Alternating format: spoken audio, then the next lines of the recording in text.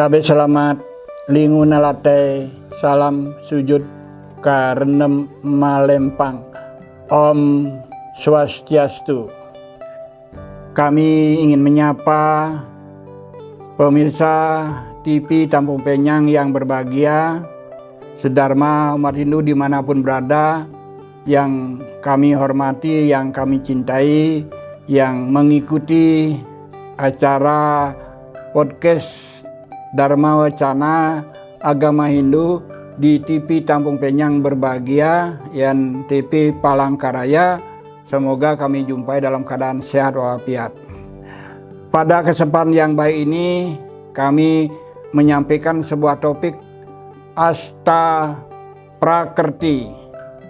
Apa makna Asta Prakerti? Secara filosofis bahwa Asta Prakerti itu adalah 8 sifat alami. 8 sifat alami itu sesuai dengan referensinya adalah Pustaka Suci Bhagavad Gita Adhyaya Dwitya Sloka 4 yang antara lain berbunyi, bumi apa analo tejo akase budi mana aham kare astadi prakerti.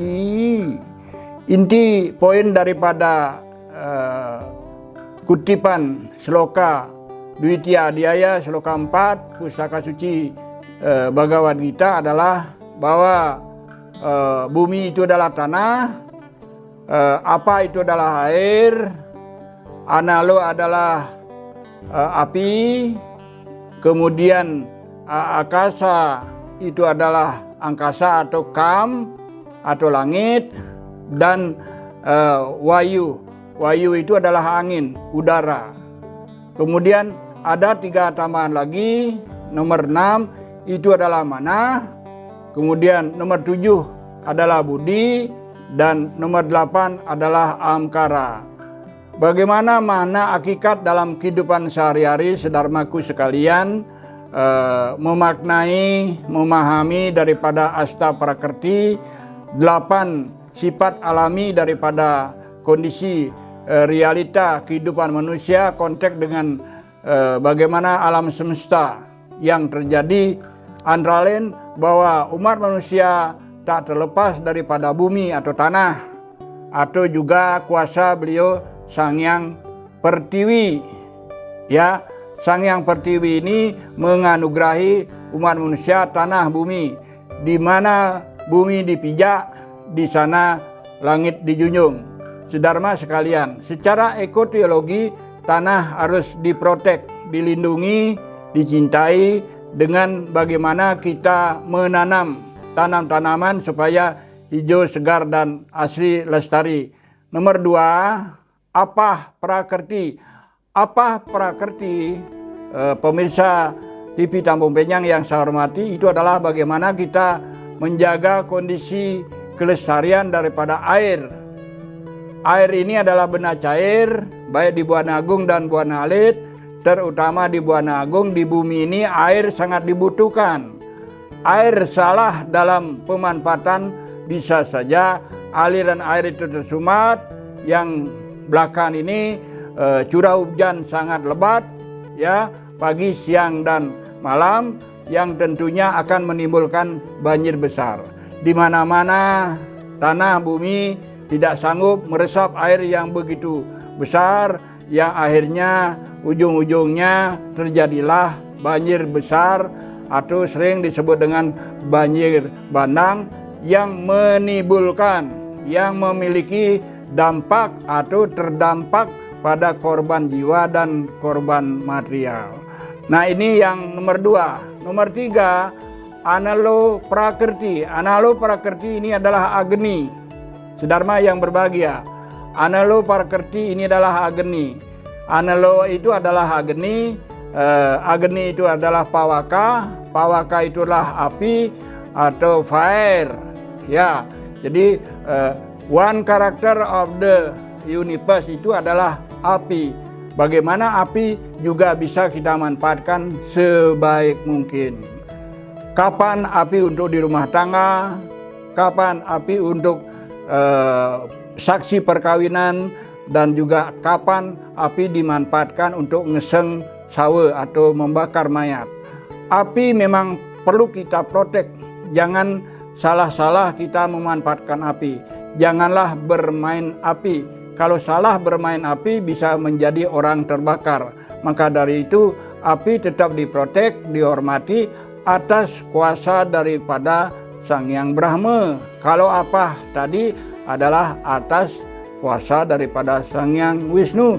Secara ekoteologi, ya, lingkungan dan bagaimana ilmu ketuhanan, bahwa kita hormat kepada Tuhan, dan juga bagaimana sifat karakter api itu juga kita hormati. Api sebagai sumber kehidupan, sebagai pembasmi lara, pataka, samsara, duka, dan juga malapetaka. Kemudian ada wayu. Wayu prakerti ini tentu adalah angin, udara. Perlu kita udara segar, perlu kita angin yang sejuk, menyenangkan, menyehatkan, menyegarkan. Maka kondisi angin juga kita hirup angin yang bermanfaat untuk tubuh. O2, oksigen, angin segar. Maka perlu kita mencari hawa atau angin, udara. Rumah perlu ventilasi, rumah perlu jendela supaya angin dapat masuk ke ruangan, sehingga kita ada di ruangan tenang, nyaman, tenang, damai, rahayu, dan selamat. Nah, kemudian selain wayu prakerti, ada juga adalah kam prakerti. Ya, kam prakerti. Kam prakerti ini adalah akasa. Akasa prakerti. Akasa prakerti itu secara lumrah disebut dengan angkasa. Secara lumrah juga adalah langit. Bagaimana alam semesta ini, universe ini, bahwa kita memiliki karakter sifat alami seperti langit. Kita berwawasan luas, gantungkanlah cita-cita setinggi langit. Makanya ada orang bilang langit itu atau angkasa itu adalah akase. Ya, akase. Akase ini angkasa. Jadi para penyiar TV, para penyiar radio menjadi angkasawan dan angkasawati. Dia memanfaatkan bagaimana, ya, udara di angkasa jernih, tidak terpolusi oleh kabut tebal, hindari pencemaran udara, supaya kita menghirup udara segar, jernih. Itu yang tergolong akasa prakerti. Kemudian yang keenam adalah manah prakerti. Bagaimana kita sebagai umat manusia, sedharma yang berbahagia, sedharma yang menginginkan bagaimana kita hidup cerdas, hidup berpikir jernih, hidup berpikir yang nirmala. Jangan sampai berpikir kasmala. Kalau berpikir nirmala itu adalah berpikir positif, berpikir rahayu, berpikir yang suci, benar, dan berpikir yang memang untuk kebaikan, kebajikan, kerayuan. Kemudian kalau berpikir kasmala itu adalah berpikir buruk, berpikir adharma, berpikir asubha karma. Itu jangan sampai terjadi, itu manah. Kemudian prakerti yang ketujuh itu adalah budi prakerti. Budi prakerti itu, budi itu adalah intelek.